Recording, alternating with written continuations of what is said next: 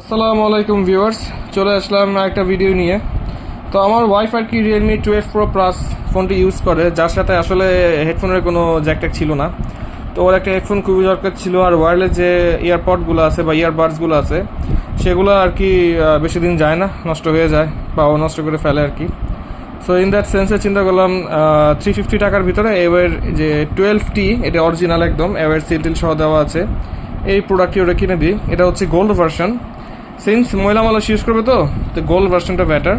So আমি এটা একটু আনবক্স করে আপনাদেরকে দেখাই ভিতরে কী কী আছে। সো এই হচ্ছে এর ভিতরের গেট আপটি।